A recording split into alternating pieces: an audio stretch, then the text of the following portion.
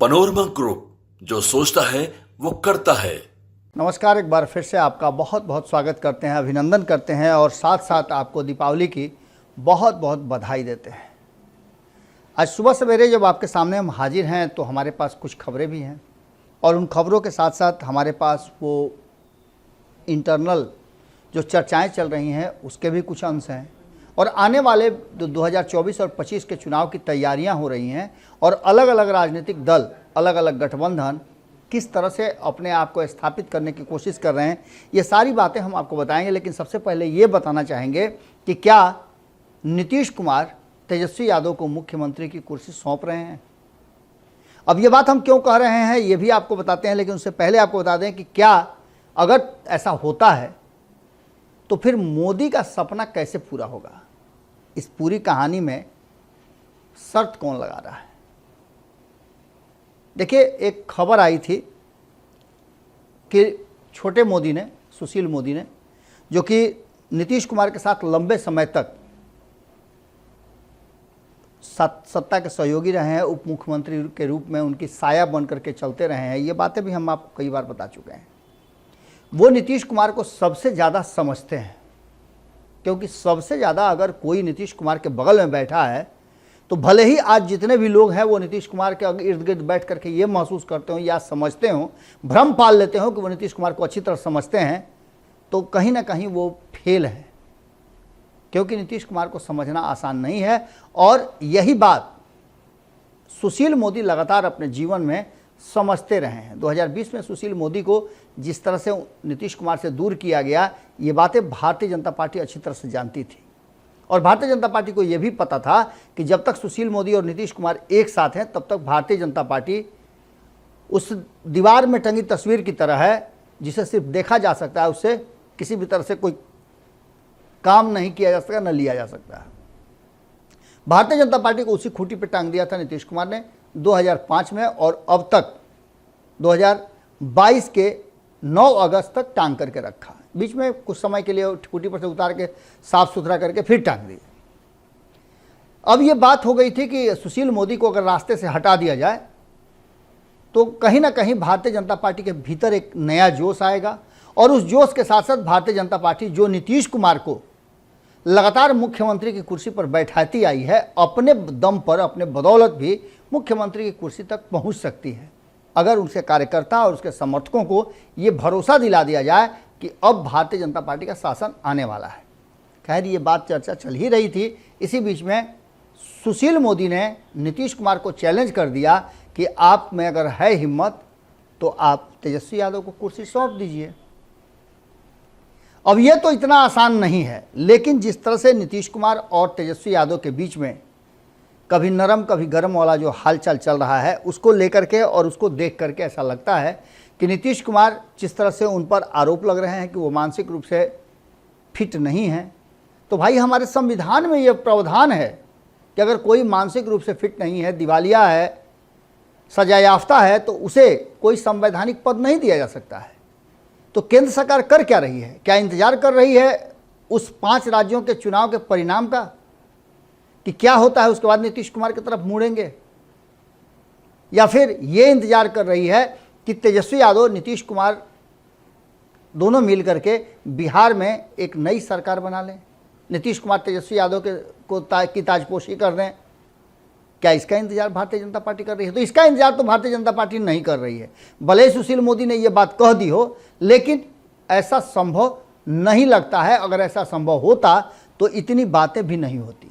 तेजस्वी यादव को भी ये बात पता है कि नीतीश कुमार 2025 तक कुर्सी खाली करने वाले नहीं हैं, अगर कोई दूसरी परिस्थिति न हो तो। इसके साथ साथ हम आपको पहले ही बता चुके हैं कि नीतीश कुमार के लिए बेहतर विकल्प क्या होगा। भले ही वो आज भारतीय जनता पार्टी से दूर हो गए हैं, एनडीए का हिस्सा नहीं है, लेकिन क्या अगर नीतीश कुमार को ऑप्शन दिया जाए कि आप भारतीय जनता पार्टी के साथ आगे कंटिन्यू करना चाहते हैं या महागठबंधन के साथ, तो हमेशा नीतीश कुमार भारतीय जनता पार्टी के साथ जाना चाहेंगे। कारण कि भारतीय जनता पार्टी के पास अभी पावर है, सत्ता है और भारतीय जनता पार्टी नीतीश कुमार को बहुत कुछ दे सकती है, उनके डिमांड पूरे कर सकती है। तो ऐसी स्थिति में नरेंद्र मोदी का सपना भी पूरा होता हुआ नजर आ रहा है। और अब जो शर्त की बात चल रही है वो शर्त लगाया जा रहा है राजनीतिक गलियारे में कि नीतीश कुमार करेंगे क्या। नीतीश कुमार ने पहले जातीय गणना और जातीय गणना करके सबको एकजुट किया। नीतीश कुमार ने यह दिखा दिया कि उनमें ताकत है, उनमें शक्ति है, और जो प्रमाणित करना चाहते थे वो प्रमाणित उन्होंने कर दिया। जातीय गणना का सर्वे रिपोर्ट आया, उसके बाद हमने आपको बताया भी था कि आरक्षण के दायरे को बढ़ाने की बात होगी। भारतीय जनता पार्टी के पास नीतीश कुमार के पीछे पीछे चलने, समर्थन करने के अलावा दूसरा कोई चारा ही नहीं था। अब आगे कहा जा रहा है कि जातीय गणना का जो ये रिपोर्ट आया है, उस रिपोर्ट के बाद जो आरक्षण की सीमा 15% बढ़ाई गई है, उसके प्रस्ताव पारित हुए हैं, दोनों सदनों ने उसको स्वीकृत भी कर दिया है। इसके बाद मामला फंस सकता है। अगर ये मामला फंसता है तो कहीं ना कहीं भारतीय जनता पार्टी की तरफ नीतीश कुमार उंगली करके कहेंगे कि ये इन्हीं लोगों के चलते फंसा है, जबकि प्रावधान में ऐसा है, न्यायालय की प्रक्रिया है और ये मामला निश्चित रूप से न्यायालय में जाना है। लंबी प्रक्रिया होगी और इस प्रक्रिया के तहत नीतीश कुमार एक ब्राउनी पॉइंट लेने की कोशिश करेंगे। वहीं दूसरी तरफ नीतीश कुमार को यह बात साफ नजर आ रही है कि एक तरफ तेजस्वी यादव जहां उनसे कुर्सी छीनने के लिए आमादा हैं, वहीं राहुल गांधी तो कुर्सी छीनने के करीब तक पहुंच गए हैं। नीतीश कुमार को प्रधानमंत्री का उम्मीदवार बनना था और राहुल गांधी पर जब राहत मिली उनको केस से, तो उसके बाद से राहुल गांधी सामने नजर आ रहे हैं और उसका समर्थन लालू प्रसाद ने भी कर दिया है। जिस दिन लालू प्रसाद ने राहुल गांधी को दुल्हे के रूप में बिहार के मीटिंग में रखा, उसी दिन से नीतीश कुमार का जो ध्यान है वो INDIA गठबंधन से बाहर चला गया है। अब नीतीश कुमार के पास कोई दूसरा विकल्प नज़र नहीं आ रहा है। INDIA गठबंधन की बात करें तो क्या आपने इन 2-2.5 महीनों में देखा है कि कोई INDIA गठबंधन का नेता एक दूसरे से बात कर रहा हो? हाँ, एक बात जरूर हुई थी कि मल्लिकार्जुन खड़गे ने, जब नीतीश कुमार ऐसा लग रहा था कि नाराज चल रहे हैं, तो बात किया था, लेकिन उस बात का कोई असर नहीं हुआ, क्योंकि अगर असर होता तो कोई नई बात होती। कहा यह जा रहा है 5 राज्यों के चुनाव में नीतीश कुमार ने कहा भी था कि कांग्रेस को कहीं ना कहीं इधर ध्यान नहीं है, उधर ध्यान ज़्यादा है, और ये वक्त की डिमांड भी थी। लेकिन इन सब के बाद उनके बातों को, उनके इस बयान को बड़ा ही गंभीरता से लिया गया और उसके बदले में मल्लिकार्जुन खड़गे ने उनको फ़ोन किया। अब इसके बाद 5 राज्यों के चुनाव का इंतजार जहां एक तरफ नीतीश कुमार कर रहे हैं, कांग्रेस कर रही है, वहीं भारतीय जनता पार्टी भी बड़ा बेसब्री से इंतजार कर रही है, क्योंकि चुनाव के परिणाम 5 राज्यों में जो आ जाएं, पक्ष में आए विपक्ष में आए, भारतीय जनता पार्टी एक्शन जरूर करेगी और उस एक्शन से सब कुछ पता चलेगा कि आखिर वो एक्शन होगा क्या वो नीतीश कुमार के फेवर में जाएगा या नीतीश कुमार के विरोध में जाएगा। इन सारी बातों को लेकर के अब ये चर्चा हो गई है, जब से छोटे मोदी ने, सुशील मोदी ने ये कहा है कि नीतीश कुमार को चाहिए कि अब तेजस्वी यादव कुर्सी दे दें, जैसा वादा करके आए थे। तो खैर, इन सारी बातों के साथ साथ अब जो वर्तमान परिस्थितियां बनी हैं, उसमें नीतीश कुमार के लिए कोई बड़ा फैसला लेने का समय आता जा रहा है। जातीय गणना की रिपोर्ट और आरक्षण का खेल तो उन्होंने खेल दिया, गेंद तो भारतीय जनता पार्टी के पाले में डाल दिया, लेकिन यह आरक्षण मिलेगा कैसे? अगर भारतीय जनता पार्टी इसको ओके कर देती है, केंद्र से इसको मंजूरी दे देती है, तो ऐसी स्थिति में नीतीश कुमार की वाहवाही होगी और ऐसा भारतीय जनता पार्टी नहीं चाहेगी। नीतीश कुमार भी यही ब्राउनी पॉइंट लेकर के अपना वोट बैंक मजबूत रखने की कोशिश में लगे हुए हैं, जहां एक तरफ वो अपने खिसकते हुए जनाधार को जोड़ने की कोशिश कर रहे हैं, एक बार फिर से अति पिछड़ों को अपने पास लाने की कोशिश कर रहे हैं, पिछड़ों को, जो गैर यादव हैं, उनको अपने साथ रखने की कोशिश कर रहे हैं।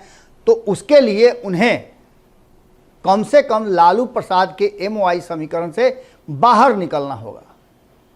ये बातें अब राजनीतिक गलियारे में हो या पत्रकारों के बीच में चर्चा का विषय बना हुआ है, क्योंकि अब सीधी लड़ाई जो है OBC, वो भी गैर यादव, और EBC कहीं ना कहीं एकजुट हो रही है यादव के खिलाफ, यानी कि नीतीश कुमार जिस गठबंधन में, उस गठबंधन के खिलाफ।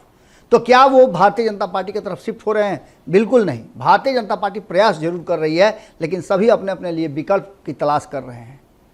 नीतीश कुमार को यदि कुछ मिलना है तो वो या तो उनके अपने द्वारा किए गए जो कार्य हैं उसके बदौलत मिलना है, या फिर नीतीश कुमार को महागठबंधन से बाहर निकलना होगा। जो परिस्थितियां बन रही है उसमें साफ लग रहा है कि भारतीय जनता पार्टी और लालू प्रसाद भी समझ गए हैं कि नीतीश कुमार का जनाधार खिसका है। ऐसी स्थिति में नीतीश कुमार कहीं लायबिलिटी न बन जाए।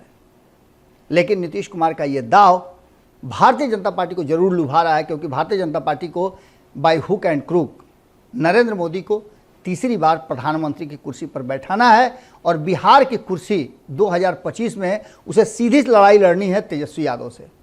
तो ऐसी स्थिति में नीतीश कुमार को रास्ते से हटाना होगा और नीतीश कुमार जब रास्ते से हटेंगे तभी यह लड़ाई सीधी भी होगी और ये तय होगा कि मजबूती कौन किसमें है, एमओआई समीकरण में या फिर हिंदुत्व में। भारतीय जनता पार्टी ने शुरू कर दिया है। भारतीय जनता पार्टी में जो नई टीम फिर से गठित हुई है, कुछ लोगों को विशेष अधिकार दिए गए हैं, कुछ लोगों को प्रवक्ता इसलिए बनाया गया है कि वो मुखर होकर के बोलेंगे। तो इसका मतलब है कि भारतीय जनता पार्टी अपनी स्ट्रेटजी में परिवर्तन कर रही है और ये स्ट्रेटजी आगे आने वाले समय में बहुत जल्द आपको दिखेगा। खास करके 5 राज्यों के चुनाव के बाद सब कुछ आपके सामने होगा।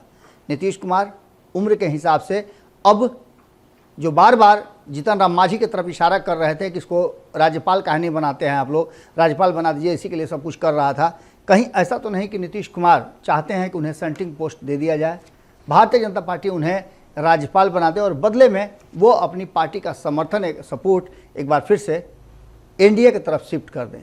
राजनीति में कुछ भी संभव है। आपको लग रहा होगा कि हम किस तरह की बातें कर रहे हैं। अभी हाल फिलहाल में 1 साल 13-14 महीने तो हुए जब नीतीश कुमार इधर शिफ्ट किए हैं, लेकिन इन सब के बाद नीतीश कुमार कब बड़ा फैसला ले लें। आपने देखा होगा किस तरह से नीतीश कुमार ने ललन सिंह को एकदम बिल्कुल साइड करके रखा है। तो वहीं संसद के दोनों सदनों में जिस तरह का उन्होंने बयान दिया और हल्की बयान उन्होंने दे दी, ललन सिंह को साइड किया ही है। उसका जातीय गणना का रिपोर्ट सामने आया, उसके बाद से आरक्षण पर उन्होंने तुरंत फैसला ले लिया। इसके साथ साथ लालू और कांग्रेस की दोस्ती जो प्रगाढ़ हो गई है उसको लेकर के नीतीश कुमार चिंतन कर रहे हैं, काफ़ी परेशान भी हैं। कांग्रेस लगातार जो मांझी वाला प्रकरण हुआ किसी ने कुछ नहीं बोला, लेकिन कांग्रेस ने कहा कि शब्दों की मर्यादा भंग हुई, नीतीश कुमार को संयम में रहना चाहिए था। तेजस्वी यादव हालांकि नीतीश कुमार के सामने सरेंडर किए हुए हैं, लेकिन लालू प्रसाद कब रणनीति अपनी बदल दें ये कहना बड़ा मुश्किल है। ऐसी स्थिति में देखना दिलचस्प होगा कि आगे होता क्या है। खेल समझिए में हम आपसे यहीं विदा लेते हैं। एक बार फिर से आपको दीपावली की बहुत बहुत बधाई। पनोरमा ग्रुप, जो सोचता है वो करता है। अगर ये वीडियो पसंद आई और वह बिहार के राजनीति और बिहारियत से सरोकार रखेनी तो सब्सक्राइब बटन दबा के चैनल के सब्सक्राइब कर ली। ओजे एगो घंटी बा, ओकरा बटन दबा देला से कुल सटीक और मारक खबर रुआ मुफ्त में मिल जाई। अगर रुआ पत्रकारिता के हमनी के नया प्रयोग में सहयोग कर चाहतानी तो ज्वाइन बटन दबा दी। पेटीएम नंबर नोट कर ली 9386816700। धन्यवाद।